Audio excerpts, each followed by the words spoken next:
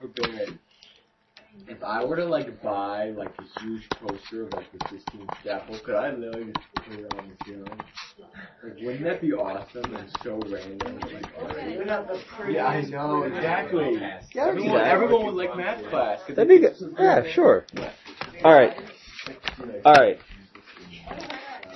So, what we're going to talk about, two things. You can put polynomials in factored form, all right? And the factored form of any polynomial is going to look, I guess I should actually, is going to look something like this. K, x minus a, x minus b, x minus c, to whatever degree.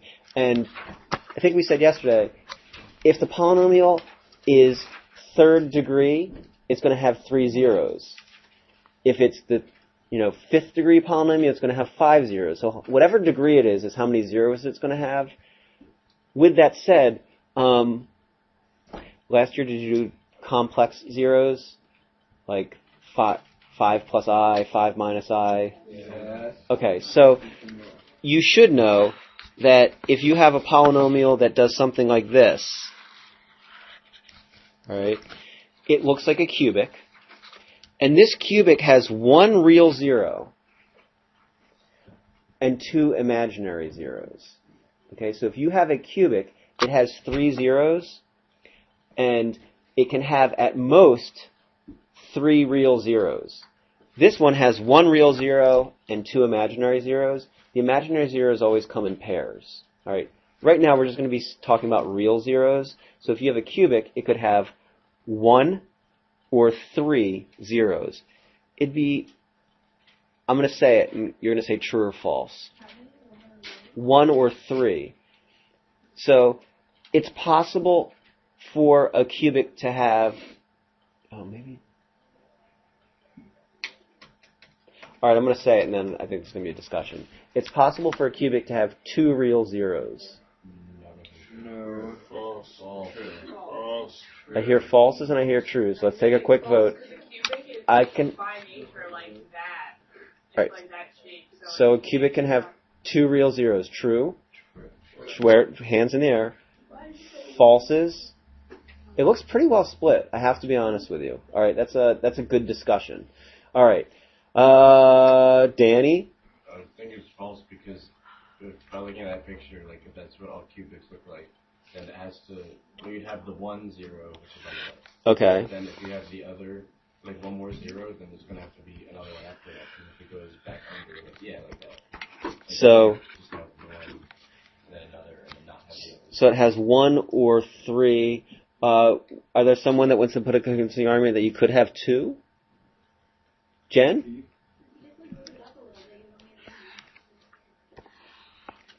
If you move it, do you mean to say that you'd only have 1, or do you mean to? So, and what kind of 0 is that? Kissing. What do we? It is. It kisses. It's a double root. All right, so that's a double root, and I think that's a good place for the debate maybe to end. So you could actually say that, look, this has 3 roots. It has a single root and a double root. So we would say that this function could maybe look like x plus 2 times x minus 3 squared. And in that case, you'd say that it has roots at x equals negative 2 and x equals 3, but this is a double root. It counts as 2 times. And so the debate is, well, did you mean, we're talking to me, did you mean that it would have 3 different roots or just 3 roots? And it has 3 roots. It just doesn't have 3 different roots. That's a good discussion. I think you could argue true or false, really, either way there. Elizabeth. Yes. All right. So in factored form, any polynomial can be expressed like this. Okay?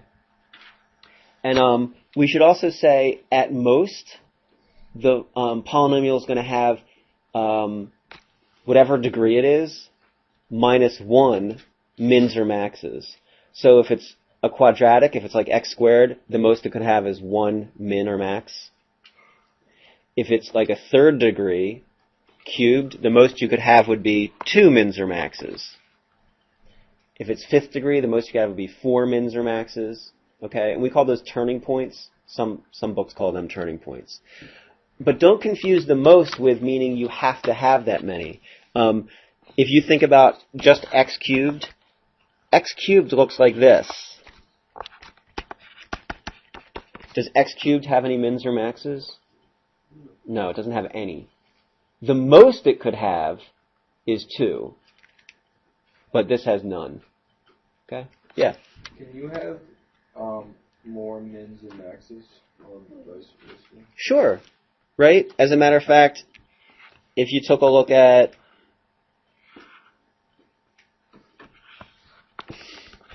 1, 2, 3 maxes, 1, 2 mins.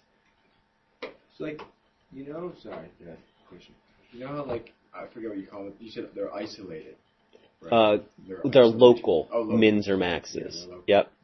But there's only technically like one world one, I guess. Yeah, so this is the global maximum. This point is the biggest point on the entire graph, and we call it the global maximum, or some people call it the absolute maximum.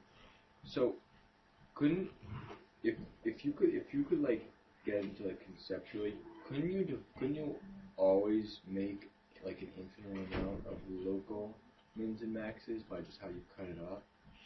Or no?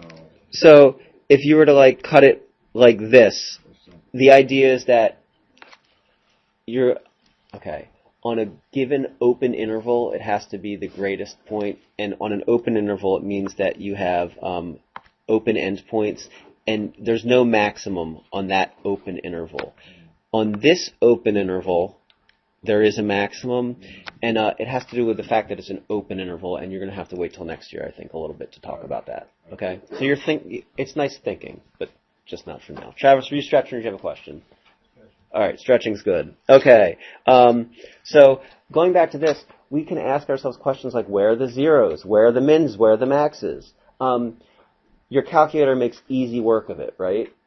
Say yes. Yes. Remember yesterday when we had a quadratic, if you want to find the zeros of a quadratic formula, and negative b over 2a, mins and maxes, vertex, right? Cubics, quartics, quintics, to the fifth degree, you're not so lucky. You don't have all that. There's no, like, quadratic formula, there's no cubic formula. Actually, there is, but it's very, very hard. But if you want to find the zeros, you actually have a strategy. And I think you remember it from Algebra 2. If I want to find the zeros without my calculator, how do I find the zeros of a cubic without using my calculator? Sam? All right, you can. And how do you factor that? Separate it in two. Yeah, I don't know if grouping's going to work. Subtract. Evan? You have a thing where you draw a line here, and you take like the initial value in front of each x. So you do like one. No, you can't do that. That's bad. You can't factor when it's equal to 15. You draw a line there, and you look at something. So like maybe you put like 1, 7, 7, negative 15, and then you do maybe the initial value divided by 2. Max, you have an official name for that? Oh, square No? divide. Could you? Okay, fine. That's what we're doing, except we're going to do the shortcut for that. Okay? So Max has the long name for it. It's polynomial long division. We're seeing what goes into that polynomial. All right? And we have a shortcut for it. Is it the thing that goes, you draw the L, big L? Yeah. Synthetic division. Okay. Okay. All right. Now, all right. Well, we're gonna do one. All right. Because if we want to find the zeros of a polynomial, it's helpful, and the fact that half the class is saying they hated it or don't remember it is bad. So we should remind ourselves. We should refresh our memories. Synthetic division is actually really helpful because your calculator is nice, but you can actually find the zeros of polynomials with this sort of convenient synthetic division. And the key to synthetic division is you have P's and you have Q's. P's are all of the factors here. Wait, did I mess that up? P over Q. Did I mix up where my P's and Q's go? Oh, what help are you? P over Q. P over Q. No, I think, sorry. I think I messed it up. I think these are P's and those are Q's. So we have to find factors of all the P's and Q's. This is easy. Factors of 1 are or no, negative 1. Factors of negative 15 are what else? Did we get them all? Do we get them all? Yes. All right. All right. Wait, say again, Elizabeth? A factor of 15. Okay. And so now you need to pick one of the P's over the Q's. What do you want to pick? We could pick 3, negative 3, 5, negative 5. I taught this last year. Oh, well then, tell me this. Did I mix up my P's and Q's? Great. Because I think it's... Yeah, we You, I don't remember. You like bring down the 1? No, you did. Yeah, No. like you multiply it. but you have to be able to start somewhere. You need to know what numbers to try. You don't just try any number. That was you would Yeah, they just said do the the one last with the number. largest It was just by the last and number. and this real. All right, so Let's just do 1. all right, we'll try 1. So we bring down the 1. 1 times 1 is 1. 7 minus 1 is 7 minus 1 is 6. 1 times 6 is 6. 7 minus 6 is 1. 1 times 1 is 1. That doesn't work. Okay, that's all right. Oh, I remember. Yeah, this actually wasn't that big. Try 3 maybe. 3 times 1 is 3. 7 minus 3 is 4, 12, negative negative 5. 5. 3 times negative 5 is... It does. What about negative? Maybe negative 3. Oh. All right, so here's... Hold on. So look, I think we should come back to synthetic division because it seems like some of Why you... would it be 30? Aren't you subtracting? But why wouldn't you do 12 times negative? Wouldn't it be 12 times negative? Oh, Oh, it is 0. Wait, wouldn't that's it be, nice. Wouldn't it be 12 times negative? Oh. Because you Negative 3 times 4 times is negative 15. 3 times 4 is 12. You subtract them. 7 minus 12 is negative 5. 3 times negative 5 is negative 15. So you're right. Hold on. Negative 15 minus negative Hold on. 15. Hold on. Just because we did finish this, that means x minus 3 is a factor, and it also means that we have x squared minus 4x, plus 4x minus 5. And what's the great thing now? Because it's a quadratic, you can factor it. All right. We should still come back to synthetic division tomorrow. Have a terrific Tuesday. Stay dry. It is Tuesday, right? Yeah.